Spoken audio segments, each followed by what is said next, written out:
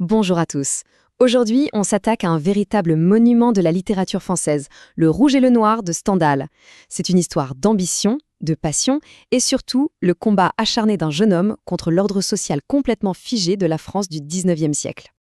Au fond, toute l'intrigue tourne autour de cette question. C'est le moteur, le carburant de notre protagoniste, qui nous embarque avec lui dans son escalade. Une escalade hyper risquée. La grande question, c'est comment un jeune homme, parti de tout en bas, peut-il seulement espérer grimper tout en haut?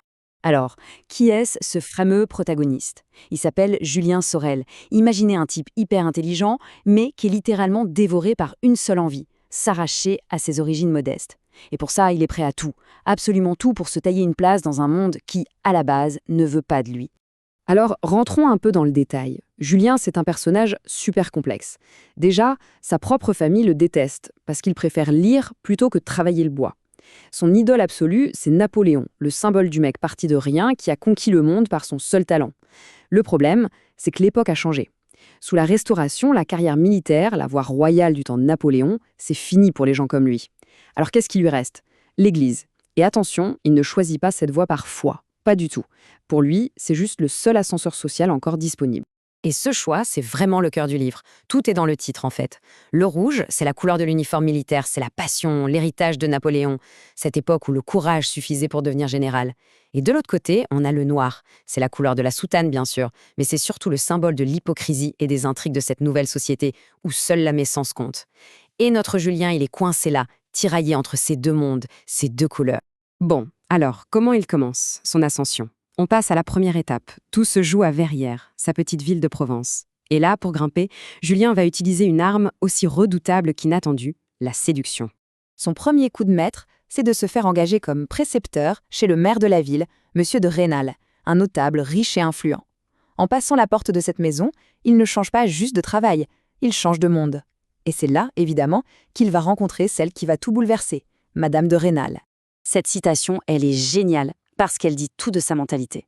Pour lui, séduire Madame de Rênal, ce n'est pas une histoire d'amour, non, non. C'est un devoir, une mission, presque une opération militaire. Elle représente la classe sociale qu'il méprise et qu'il veut conquérir. C'est ça le génie de Stendhal. La séduction est une arme de guerre sociale, une revanche.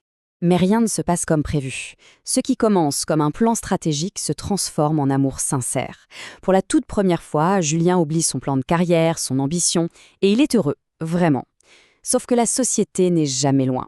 Une rumeur, une lettre anonyme, et tout menace d'exploser. Il n'a pas le choix, il doit fuir. Direction le séminaire de Besançon. Après la case séminaire, on change de décor et d'échelle. Julien débarque à Paris. Là, ce n'est plus la petite ville de province. On est au cœur du réacteur, là où tout se joue. Et forcément, les enjeux sont beaucoup plus hauts. Le jeu devient bien plus dangereux. Et là, grâce à un bon contact, il décroche un poste en or, secrétaire particulier du marquis de La Mole, un des plus grands aristocrates de Paris. D'un coup, le voilà au centre du pouvoir. Il côtoie l'élite du pays. Et bien sûr, il va rencontrer une nouvelle femme qui n'a rien à voir avec la première, beaucoup plus complexe et beaucoup plus redoutable.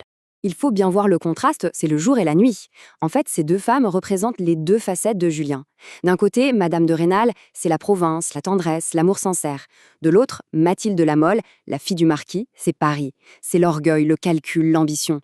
Une jeune femme qui s'ennuie à mourir dans son monde et qui cherche le grand frisson. Leur relation, ce n'est pas une romance. C'est une partie d'échecs. C'est Mathilde qui lance les hostilités, par orgueil, par ennui. Ce qui suit, c'est un combat de tous les instants pour savoir qui domine l'autre. Et finalement, c'est Julien qui gagne. Avec une stratégie glaciale, il la rend jalouse. Et ça marche au-delà de tout. Elle tombe follement amoureuse et finit par lui annoncer qu'elle est enceinte. Là, le père est coincé. À ce moment-là, on se dit que Julien a gagné. Il est au sommet, il a obtenu plus que tout ce qu'il aurait pu imaginer. Mais c'est justement là, au moment du triomphe, que tout son univers, si soigneusement bâti, va s'écrouler de la manière la plus spectaculaire qui soit. Il faut bien se représenter la scène. Le fils du charpentier n'est plus Julien Sorel. Il est le chevalier Julien Sorel de la Vernaille. Le marquis lui a donné un titre, une fortune, un régiment. Il s'apprête à épouser une des plus riches héritières de Paris. C'est la victoire totale. Et là, c'est le drame. Le coup de théâtre absolu. Une lettre arrive. Une lettre qui vient du passé, de Verrières, et qui va pulvériser son avenir. C'est Madame de Rênal qui l'a écrite, forcée par son confesseur. Elle y décrit Julien comme un arriviste sans scrupules. L'effet est immédiat. Le mariage est annulé. Tout est détruit.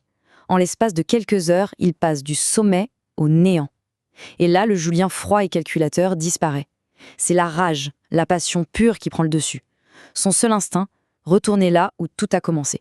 Il arrive à Verrières, il entre dans l'église. Il la voit, Madame de Rênal. Il sort un pistolet et il tire. 2 fois.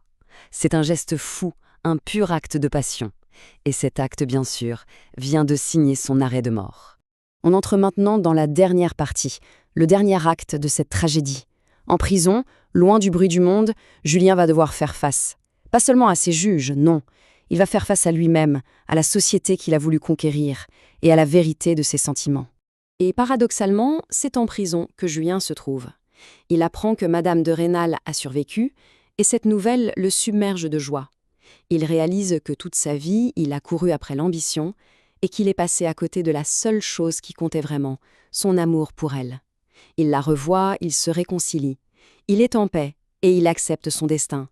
Il refuse même de faire appel. Le jour de son procès, sa déclaration finale est un véritable défi lancé à la société. Il ne se défend pas comme un criminel, il se revendique comme un paysan qui s'est révolté. En gros, il leur dit « Mon seul crime, c'est d'avoir voulu sortir de la place que vous m'aviez assignée à la naissance. » C'est son dernier acte de rébellion. Et la fin est terrible. Julien est guillotiné. Mathilde, dans un geste romanesque et macabre, récupère sa tête coupée pour l'enterrer. Quant à Madame de Rênal, son cœur lâche. Elle meurt de chagrin, seulement 3 jours après lui. La tragédie est complète, personne n'est épargné. Et on referme le livre avec cette question en tête. Alors, qui était vraiment Julien Sorel?